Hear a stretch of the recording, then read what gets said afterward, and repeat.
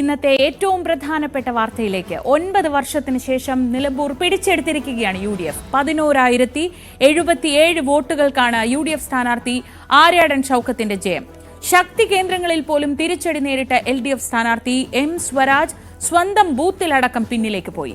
20,000-നടുത്ത് vote നേടിയ PV Anwar മണ്ഡലത്തിൽ ഇപ്പോഴും സ്വാധീനമുണ്ടെന്ന് തെളിയിക്കുകയും ചെയ്തു. വിവരങ്ങളുമായി ഞങ്ങളുടെ പ്രതിനിധികൾ TG Sajith, CV Anumod, MS Aneesh Kumar എന്നിവർ ചേരുന്നു. ആദ്യം അനുമോദിലേക്ക്. അനുമോദ്, നമ്മൾ ആ ദിവസം കാത്തിരുന്ന ജനവിധി എത്തുന്നു. പ്രതീക്ഷിച്ചതിലും വലിയൊരു വിജയം എന്ന് വിലയിരുത്തുന്നുണ്ടോ UDF? എന്താണ് മണ്ഡലത്തിലെ ഇപ്പോഴത്തെ അന്തരീക്ഷം?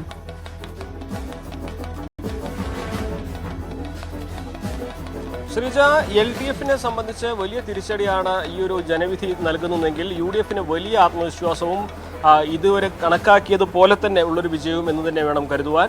15,000 വോട്ടെന്ന നേതാക്കളുടെ ആ ഒരു പ്രതീക്ഷ അത് 11,000-ലേക്ക് എത്തി എന്നുള്ളതാണ് ഒടുവിലത്തെ കണക്ക് വരുമ്പോൾ മനസ്സിലാവുന്നത്.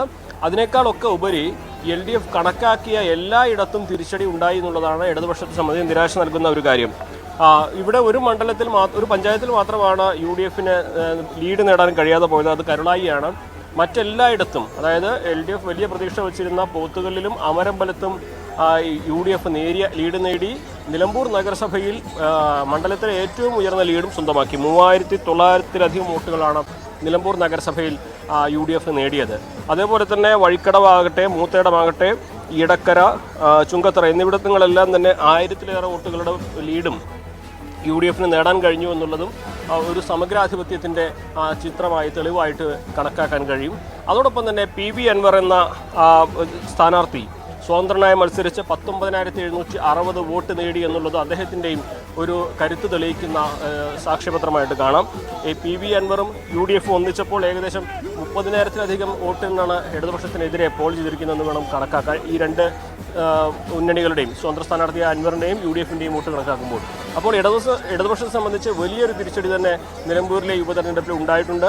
അവർ പ്രതീക്ഷ അർപ്പിച്ചിരുന്ന പോത്തുകല്ല് പഞ്ചായത്തിൽ വലിയ തിരിച്ചടി ഉണ്ടായി എന്നുള്ളതാണ് ആദ്യത്തെ പ്രധാനപ്പെട്ട ഒരു കാര്യം. അവിടെ മുതലാണ് ഇടതുപക്ഷത്തിൻ്റെ തിരിച്ചടി ശരിക്കും തുടങ്ങുന്നത്. വഴിക്കടവിലും ഇടക്കരയിലും മൂത്തേടത്തുമൊക്കെ ഒരു ശരാശരി ലീഡ് നിലനിർത്തിക്കൊണ്ടായിരുന്നു ഷൗക്കത്തിൻ്റെ പോളിംഗ് ഒരു വിജയമുണ്ടായത്.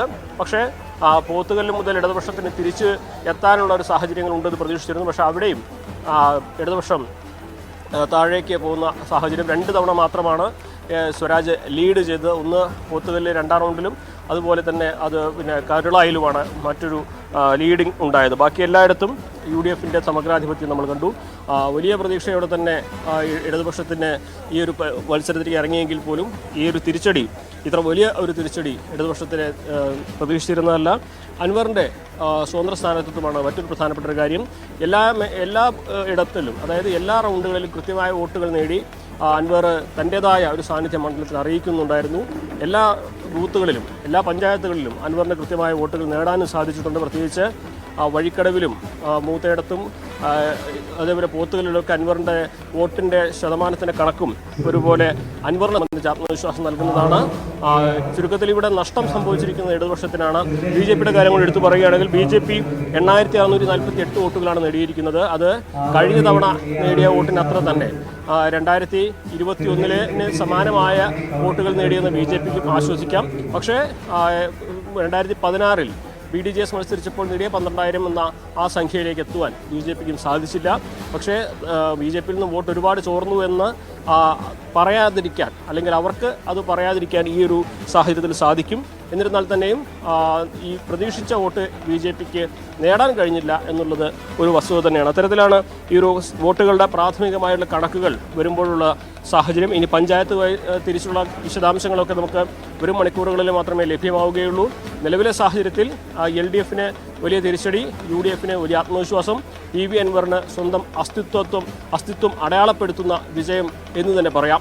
ശരി അനുമോദ്, ഞാൻ മടങ്ങിയെത്താം. ഇപ്പോൾ TG സജിത് കൂടി വിശകലനങ്ങളുമായി. സജിത്ത്, ഇത് ഭരണവിരുദ്ധ വികാരമുണ്ടാവുമോ അല്ലെങ്കിൽ ഭരണത്തിന്റെ വിലയിരുത്തലാവുമോ എന്ന ചോദ്യത്തിന് വളരെ ആത്മവിശ്വാസത്തോടെ CPM പറഞ്ഞിരുന്നത് ഇത് ഭരണത്തിന്റെ വിലയിരുത്തലാകും എന്ന് തന്നെയാണ്.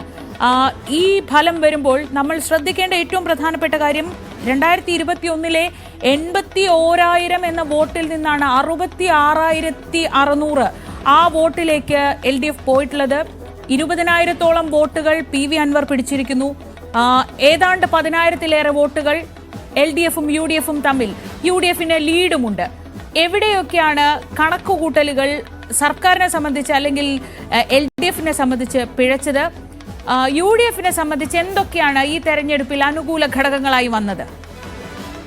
ഇതിൽ വളരെ പ്രധാനപ്പെട്ട കാര്യം ശ്രീജ സൂചിപ്പിച്ചു തന്നെയാണ്. കാരണം ഭരണപക്ഷം സർക്കാരിൻ്റെ വിലയിരുത്തൽ എന്ന വെല്ലുവിളി പൊതുവിൽ ഇടതു നേതാക്കൾ എല്ലാവരും ഏറ്റെടുത്തതാണ്. അവരെല്ലാം മാധ്യമങ്ങളുടെ ആവർത്തിച്ചുള്ള ചോദ്യത്തിൽ അത് അംഗീകരിച്ചു തന്നെയാണ് മുന്നോട്ട് പോയതും. പക്ഷേ ഈ തെരഞ്ഞെടുപ്പ് ഫലം വന്ന ശേഷം ഭരണവിരുദ്ധ വികാരം ഉണ്ടായിട്ടില്ല എന്ന് തന്നെയാണ് അവരുടെ വാദം. അതിന് വാദമായി അവർ ഉന്നയിക്കുന്ന കാര്യം 66,000-ൽ പരം രാഷ്ട്രീയ വോട്ടുകൾ ഞങ്ങൾക്കൊപ്പം തന്നെയാണ്. ഇടതുപക്ഷത്തിൻ്റെ പരമ്പരാഗത വോട്ടുകളിൽ ഒരു ചോർച്ചയും ഉണ്ടായിട്ടില്ല എന്നതാണ് ഇടതുപക്ഷത്തിൻ്റെ വാദം.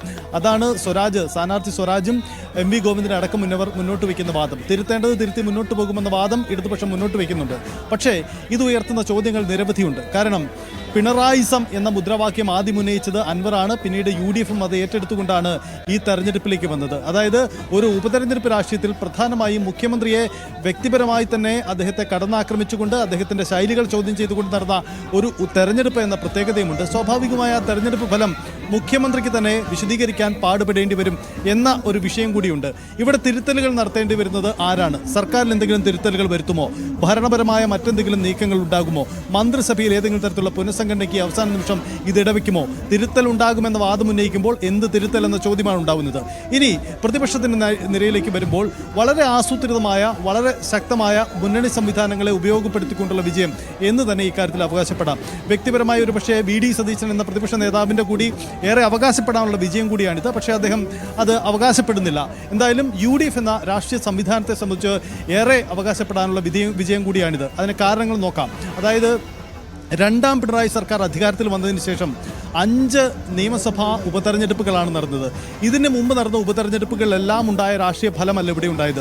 തൃക്കാക്കരയിലാവട്ടെ, പാലക്കാടാവട്ടെ, പുതുപ്പള്ളിയിലാവട്ടെ അത് UDF-ന്റെ സിറ്റിംഗ് സീറ്റുകളായിരുന്നു. സ്വാഭാവികമായും അവിടെ വിജയിച്ച് കയറുമ്പോൾ അത് സിറ്റിംഗ് സീറ്റുകൾ വിജയിച്ചു എന്ന വാദം ഉന്നയിക്കാം. ചേലക്കരയിൽ ഇടതുമുന്നണിയുടെ സിറ്റിംഗ് സീറ്റായിരുന്നു, അവിടെ ഇടതുമുന്നണി വിജയിക്കുകയും ചെയ്തു. എന്നാൽ നിലമ്പൂരേക്ക് വരുമ്പോൾ ഇത് ഇടതുമുന്നണി സിറ്റിംഗ് സീറ്റാണ്, അവിടെ വിജയിച്ച് കയറാൻ കഴിഞ്ഞു. അതായത് നിയമസഭയിലേക്ക് നിലവിൽ ഇടതുപക്ഷത്തിനുള്ള മൃഗീയമായ ആ ഭൂരിപക്ഷത്തിൽ ഒരെണ്ണമെങ്കിലും കുറവ് വരുത്താൻ കഴിഞ്ഞത് ഞങ്ങളുടെ വിജയമെന്ന് പ്രതിപക്ഷത്തിന് വളരെ ശക്തമായി തന്നെ അവകാശപ്പെടാം. നേരത്തെ പ്രതിപക്ഷ നേതാവ് ചൂണ്ടിക്കാണിച്ച പോലെ ഈ ഉപതെരഞ്ഞെടുപ്പുകളിലെല്ലാം വലിയ ആധികാരികമായ വോട്ട് ഇരട്ടിക്കോ അതിന് മുകളിലേക്കോ പോകുന്ന രീതിയിലുള്ള ഭൂരിപക്ഷം നേടിക്കൊണ്ടാണ് വിജയമുണ്ടായിരിക്കുന്നത് എന്നതൊക്കെ അവരെ സംബന്ധിച്ച ആത്മവിശ്വാസം നൽകുന്ന കാര്യമാണ്.